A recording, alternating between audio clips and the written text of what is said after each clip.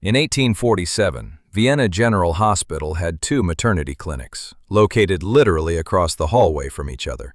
In one of them, almost 1 in 5 new mothers died.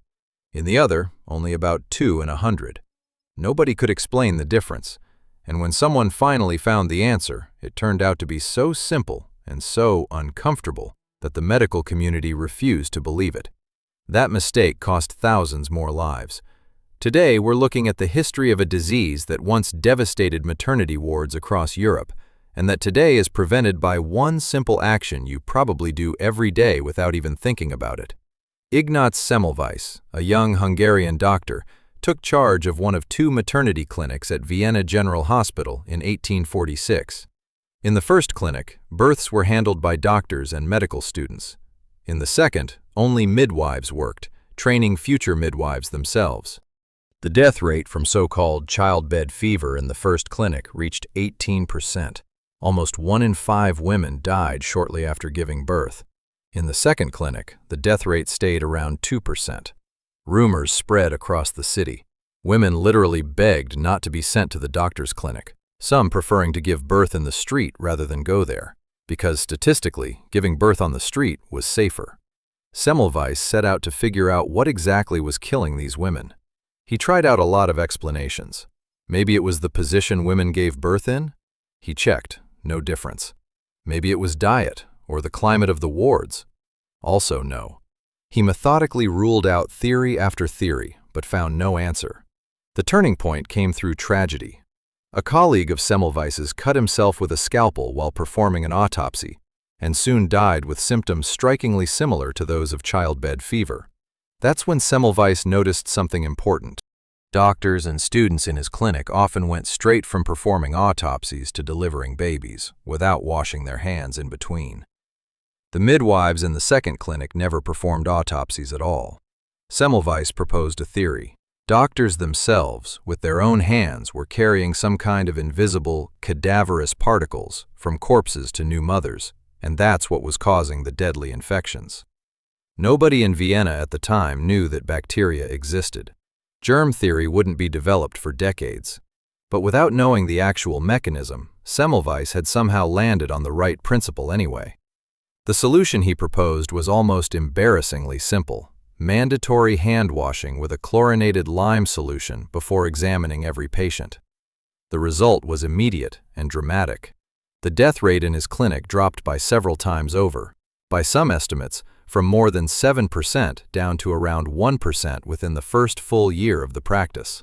This was one of the most effective medical interventions in the entire history of childbirth care. One simple action was saving thousands of lives. You'd think that was it. Semmelweis should have become an instant hero of medicine. Instead, something else happened entirely. The medical community rejected his theory. There were several reasons. Germ theory of disease didn't exist yet, so Semmelweis's explanation looked more like superstition than science to his colleagues. On top of that, statistical evidence simply wasn't taken seriously as a method in 19th century medicine.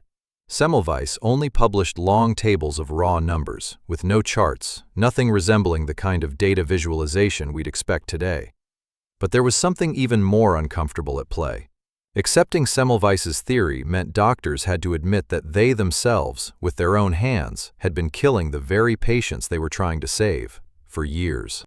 That was too painful to accept emotionally, and it was far easier to simply reject the idea altogether. The rejection broke Semmelweis. In 1849, he was essentially forced to leave Vienna General Hospital. He kept fighting for his idea, but grew increasingly desperate and bitter. He started writing furious open letters to the medical community of Europe, directly accusing his colleagues of killing new mothers through their own stubbornness and refusal to accept the obvious. Semmelweis's mental state deteriorated rapidly. He was eventually committed to an insane asylum. There, by some accounts, he was beaten by the guards. Semmelweis died from blood poisoning caused by an infected wound. A bitter irony. A man who spent his life fighting the spread of infection died from an infection himself, simply because no one nearby applied the same simple principle he'd spent his life trying to teach everyone else. Recognition only came decades after his death. In the 1860s, Louis Pasteur developed and proved germ theory, and suddenly it turned out Semmelweis's theory had been completely correct all along. He had simply been about 20 years ahead of the science needed to explain it. Only then did the medical community finally recognize Semmelweis, posthumously hailing him as the savior of mothers. And this story is exactly why there's now a whole psychological phenomenon named after him, the Semmelweis reflex. It describes people's tendency to automatically reject new evidence simply because it contradicts already established beliefs, even when the evidence is strong and convincing. And this is far from an isolated case in medical history. The same pattern of rejection has repeated again and again. Doctors rejected anesthesia for decades, believing pain during surgery was a natural and necessary part of the process.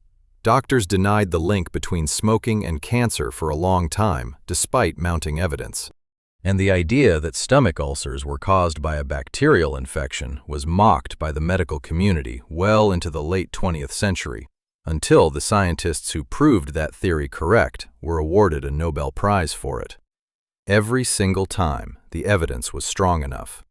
The problem was never the science. The problem was people finding it too difficult to admit they'd been wrong for years, especially when the cost of that mistake was measured in human lives. Today, washing your hands before a medical procedure seems so obvious that it's hard to imagine a world where it was once a controversial, rejected idea, an idea a man paid for with his sanity and his life. If you enjoyed this journey into the history of medicine, subscribe. There are many more topics like this coming. And let me know in the comments, which topic should I dig into next?